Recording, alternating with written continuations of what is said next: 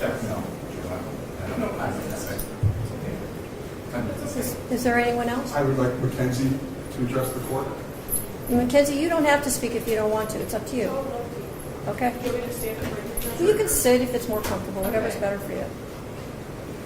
The families of Dom and Davion, I'm so deeply sorry. I hope one day you can see I would never let this happen or do it on purpose. I wish I could remember what happened. I'm just so sorry. I'm heartbroken. I love Dom and Davion. We were all friends and Dom was my soulmate. I wish I could take all your pain away, and I'm so sorry. And to my family, thank you for the support and all the love you guys give. Thank you for fighting with me. I love you all so much. Right out of the gate, this is one of the most emotionally charged moments in any sentencing hearing. The defendant speaking directly to victims' families. These statements can carry emotional weight, but legally they're complicated. Judges often listen for remorse, accountability, and understanding of harm. And viewers always end up asking the same question. Does sorrow change a sentence? I'm done. Thank you. Thank you. Anything else? I just want to say, am I allowed to address them at all? Sure.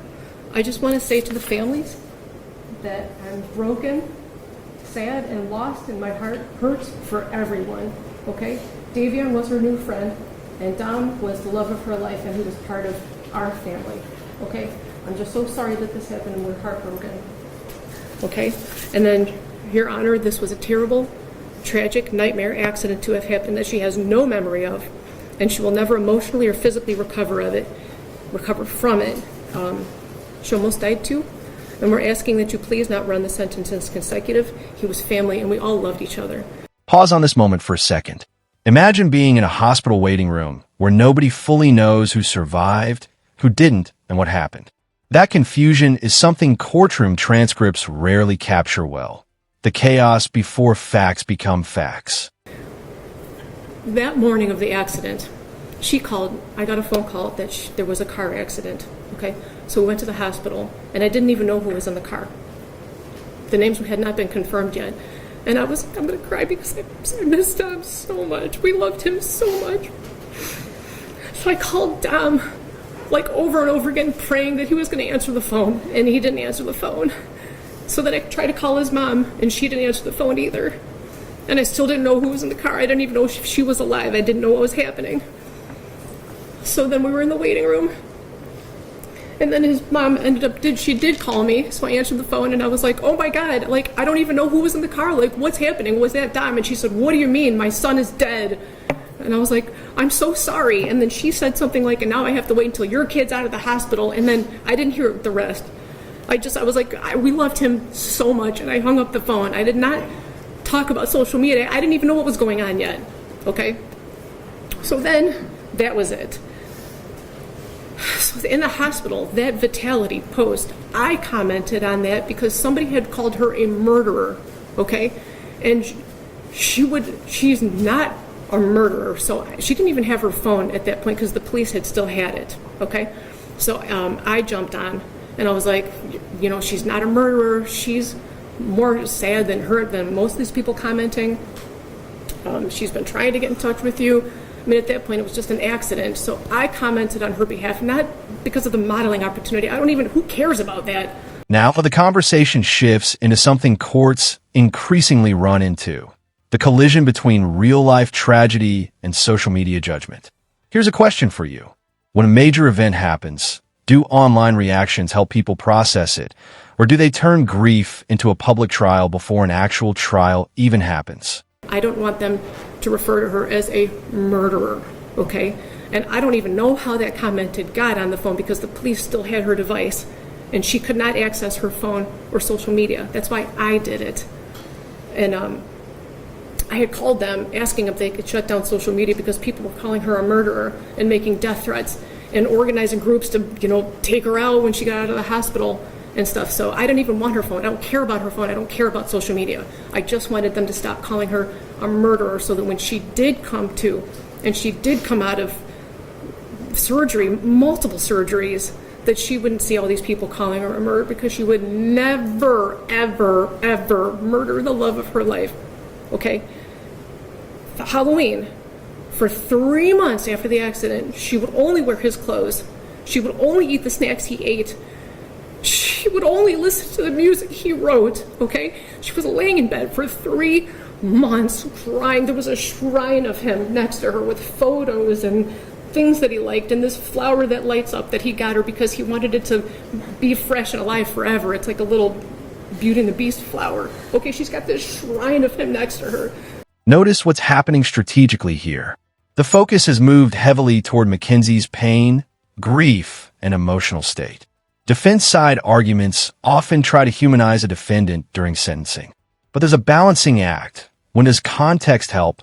And when does it begin sounding like attention is moving away from the victims? So she was crying for 3 months. So her friends asked if she wanted to go out trick-or-treating or Halloween. And it was at OU. And she didn't even want to go. She said, I don't know, should I go? She couldn't even walk yet, barely. So I told her, I said, baby, please go. It's Halloween. You've been laying for 3 months crying, only listening to his music. Please go. Have just a moment of fun. A moment of fun. So we told her to go. My husband drove her. I brought her back home. She just needed a second of fun from losing. And here comes the temperature change in the courtroom. Watch how fast this shifts. Judges often step in when they believe the central issue is drifting. The courtroom isn't just hearing a story. It's deciding what deserves the most weight in the room. Her whole world. So that was us. We told her to go. And that concert she went to with Dom's cousin, Abby, they picked her up. They brought her there. That was Dom, Mackenzie and Dom and Abby all decided to go to this concert together while they were in the hospital. That was for Dom. Everything she did after the accident was either in honor of him, to be close to him, or just to be by him any way that she can. She's like devastated and tragic. He was the air that she breathes. Okay, and they went with... What a difficult ending to a difficult hearing.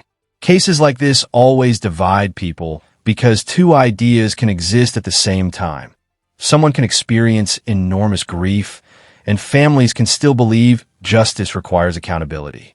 Where do you land on that line? His cousin. We spent all kinds of time with him after the accident.